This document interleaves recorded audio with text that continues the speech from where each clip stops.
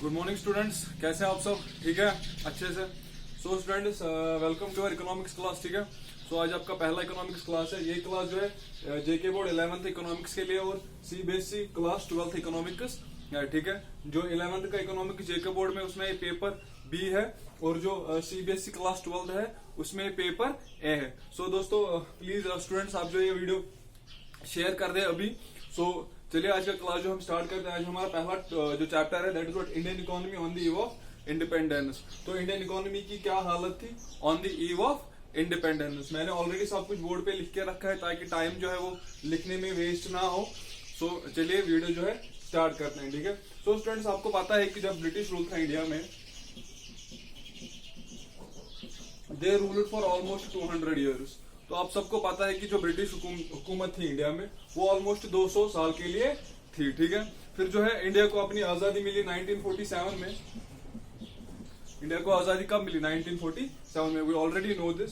सो then वो हमें देखना था कि जो इंडियन इकोनॉमी की हालत थी वो क्या थी। क्या वो एक डेवलप्ड इकोनॉमी थी या वो एक अंडर डेवलप्ड इकोनॉमी थी। ठीक है, जो हमें इकोनॉमी वहां से मिली, क्या वो एक स्टैग्नेंट इकोनॉमी थी या वो एक डेवलप्ड इकोनॉमी थी। स्टैग्नेंट आपको पता है कि स्टैग्नेंट मीन्स रुका हुआ। ठीक है, कि क्या जो हमारी इंडियन इकोनॉमी उस टाइम उसकी हालत बुरी थी या उसकी हालत बहुत अच्छी थी। ठीक है, या जो हमारे पास उस टाइम इकोनॉमी थी क्या उसकी उसमें कितने डेवलपमेंट्स हुए थे, जो हर कोई सेक्टर था वो कितना ग्रो हुआ था, या कोई भी हमारे पास सेक्टर था वो कितना बैकवर्ड था। यानी कि अगर हमारे पास प्रोग्रेस था वो कितना, किस लिहाज से, किस सेक्टर में कितना था। ठीक है, सो अब हम समझेंगे कि उस टाइम जो है इंडियन इकोनॉमी की हालत क्या थी। इसको हम दो चीजों के बेस पे समझेंगे, दो चीजों की बुनियाद पे समझेंगे। ठीक है, on the basis of GDP per capita. Per capita income पहले मैं आपको थोड़ा सा यहाँ पे समझा दूं। Per capita income, per capita income means पर इनकम पर हाउस होल्ड, इनकम पर हाउस होल्ड। यानी कि अगर हमारे पास इस मोहल्ले में पॉपुलेशन है 10,000 की, तो यहाँ पे हर कोई इंसान जो है वो उसकी आयु कितनी है, उसकी इनकम कितनी है, that is what per capita income. ठीक है, तो उस समय पे जो इंडियन इकोनॉमी में, इंडियन इकोनॉमी की स्टेट क्या थी on the basis of what per capita income. यानी कि उस टाइम जो है हर कोई इंसान इंडिया में कितने पैसे कमाता था एक साल में। ठीक है, दूसरा था structure of Indian economy, primary, secondary, tertiary sector. जो हमारे पास अलग अलग सेक्टर्स है। ठीक है, प्राइमरी सेक्टर में हमारे पास अलग अलग इंडस्ट्रीज आती है, या हमारे पास सेकेंडरी सेक्टर में अलग अलग इंडस्ट्रीज आती है, टेरिशरी सेक्टर में हमारे पास अलग अलग इंडस्ट्रीज आती है। ठीक है, तो उस सब का जो हमें स्ट्रक्चर समझना था, वो सब का स्ट्रक्चर समझ के भी हमें क्या समझना था, इंडियन इकोनॉमी की हालत।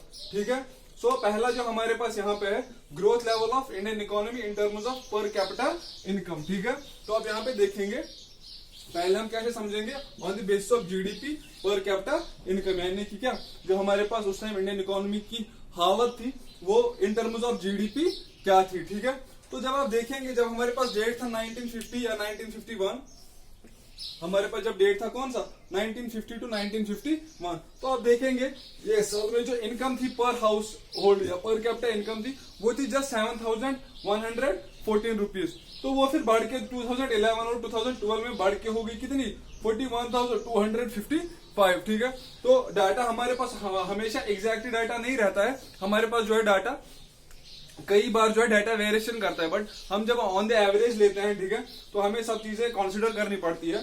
तो जब आप देखेंगे 2011 टू 2012 में जो इनकम थी वो कितनी थी, 41,255। ठीक है, देन फिर साल आया 2014 टू 2015, तब आप देखेंगे जो इनकम थी वो कितनी थी, 72,889। ठीक है स्टूडेंट्स, फिर जब आप देखेंगे जब ईयर आया कौन सा 2015 टू 2016, तब इनकम थी उनकी कितनी, 72,889। तो आप देखते हो कि किस तरह से जो है रिलेटिवली लोगों का इनकम बढ़ते लगा। ठीक है, किस तरह से जो है जब उनकी इनकम थी 7,000, फिर आई उनकी इनकम कितनी 40,000, देन उनकी इनकम आई कितनी 72,000। ठीक है, तो आप देखोगे यहाँ पे जो ऑलमोस्ट सेम ही है इनकम यहाँ पे जो इनकी इनकम होनी चाहिए थी 77,000, क्योंकि यहाँ पे थोड़ा सा ग्रोथ रेट मिला था। फिर ये आएगा यहाँ पे कितना 77,431, ठीक है। तो अब देखोगे यहाँ पे ये साल में कितनी इनकम थी, 72,889 पर कैपिटा इनकम, फिर वो कितनी बढ़ने लगी, 77,431। सो स्टूडेंट्स अगर आप देखोगे करंटली जो इंडियन पॉपुलेशन है दैट इज व्हाट 21% जो इंडियन पॉपुलेशन है, 21.9% पॉपुलेशन जो है वो इस टाइम इंडिया की क्या है, बिलो पॉवर्टी लाइन, ठीक है। यानी कि जो इंडिया की जो मैक्सिमम है ना 21.9% पॉपुलेशन है that is what below poverty line, यानी कि वो गरीबी की सीमा रेखा से नीचे है, ठीक है। तो अगर आप 20% लोग अगर इंडिया की आप ये रखोगे पॉपुलेशन रखोगे 1.2 बिलियन, ठीक है। तो दैट इज ऑलमोस्ट 22 करोड़ लोग जो इंडिया में करंटली थे, वो करंटली जो इंडिया में 22 करोड़ लोग हैं वो गरीबी रेखा से नीचे है, ठीक है। तो ये आज की बात है जब आप देख रहे हो कि कितना हमारा लाइफ स्टैंडर्ड बढ़ा है, ठीक है। आप ऑनलाइन आजकल सब कुछ करते हो, या जो आप यूएसए का बच्चा करता है वो आप आजकल घर में करते हो, ठीक है। तो तब आप जाओगे, जब आप 1950s में जाओगे तब आप देखोगे कि इंडिया की गरीबी कितनी थी, ठीक है।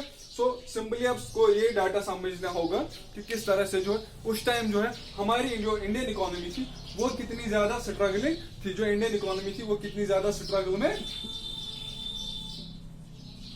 थी, यानी कि वो जो इंडियन इकोनॉमी थी उसको बहुत ही ज्यादा स्ट्रगल करना पड़ा था, क्या करने के लिए, ग्रो करने के लिए। सो स्टूडेंट्स इस वाले वीडियो में हम इतना डिस्कस करेंगे, ठीक है। सो नेक्स्ट वीडियो में हम क्या डिस्कस करेंगे, state of Indian economy on the basis of what, on the basis of different sectors, किस तरह से जो हम इंडियन इकोनॉमी की हालत समझेंगे अलग अलग सेक्टर से। स्टूडेंट्स होप कि आपको जो है वीडियो अच्छा लगा होगा, प्लीज चैनल को शेयर, लाइक, सब्सक्राइब कर दे। Thank you very much.